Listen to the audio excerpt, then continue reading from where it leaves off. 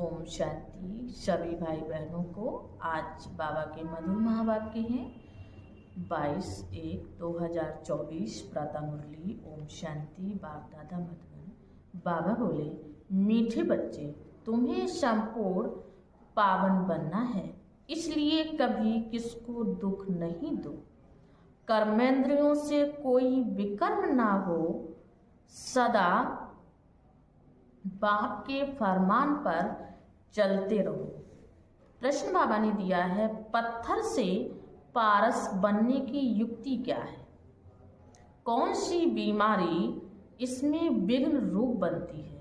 उत्तर में बाबा ने दिया है, पत्थर से पारस बनने के लिए पूरा नारायणी नशा चाहिए। देह अभिमान टूटा हुआ हो, यह देह अभिमान ही कड़े ते कड़ी बीमारी है। जब तक देही अभिमानी नहीं, तब तक पारस नहीं बन सकते हैं। पारस बनने वाले ही बाप के मददगार बनते हैं। दूसरा पॉइंट, सर्विस भी तुम्हारी बुद्धि को सोने का बना देगी। इसके लिए पढ़ाई पर पूरा अटेंशन चाहिए। ओम शांति।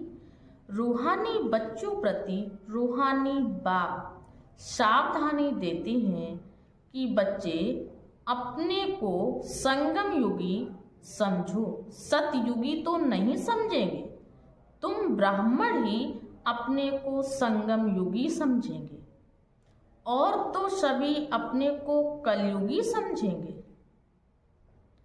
बहुत फर्क है सतयुग और कलयुग। स्वर्गवासी व नरकवासी। तुम तो ना स्वर्गवासी हो ना नरकवासी हो, तुम हो पुरुषोत्तम संगम वासी। इस संगम युग को तुम ब्राह्मण ही जानते हो और कोई नहीं जानते हैं। तुम भल जानते भी हो परंतु भूल जाते हो। अब मनुष्यों को कैसे समझाएं? वे तो रावण की जंजीरों में फंसे हुए हैं। राम राज्य तो है नहीं, रावण को जलाते रहते हैं। इससे सिद्ध है कि रावण राज्य है। राम राज्य क्या है और रावण राज्य क्या है, ये भी तुम समझते हो नंबरवार। बाबा कहते ये भी तुम समझते हो और वो भी नंबरवार। बाप आते हैं संगम पर तो ये भेंट भी अभी की जाती है सतयुग और कलयुग की। सतयुग में रहने वाले को सतयुग और कलयुग की। कलयुग में रहने वाले को नरकवासी, सतयुग में रहने वाले को स्वर्गवासी कहा जाता है। स्वर्गवासी को पावन, नरकवासी को पतित कहा जाता है। तुम्हारी तो बात ही निराली है, तो तुम इस पुरुषोत्तम संगम युग को जानते हो। तुम समझते हो हम ब्राह्मण हैं। वर्णों वाला चित्र भी बहुत अच्छा है, इस पर भी तुम समझा सकते हो। धारणा के लिए मुख्य सार है पहला पॉइंट, मनसा वाचा कर्मणा पवित्र रहना है। कर्मेंद्रियों से कोई विकर्म ना हो, इसकी संभाल करनी है। आत्मा को कंचन बनाने के लिए याद में जरूर रहना है। दूसरा पॉइंट है, देह अभिमान की कड़ी बीमारी से छूटने के लिए नारायणी नशे में रहना है। अभ्यास करो। हम अशरीरी आए थे, अब अशरीरी बनकर वापस जाना है।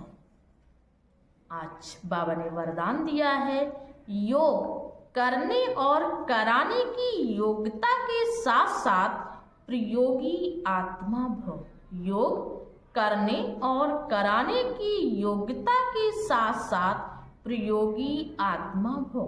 विश्लेषण बाबा ने दिया है, बाप दादा ने देखा बच्चे योग करने और कराने दोनों में होशियार है, तो जैसे योग करने कराने में योग हो, ऐसे प्रयोग करने में योग बनो और बनाओ।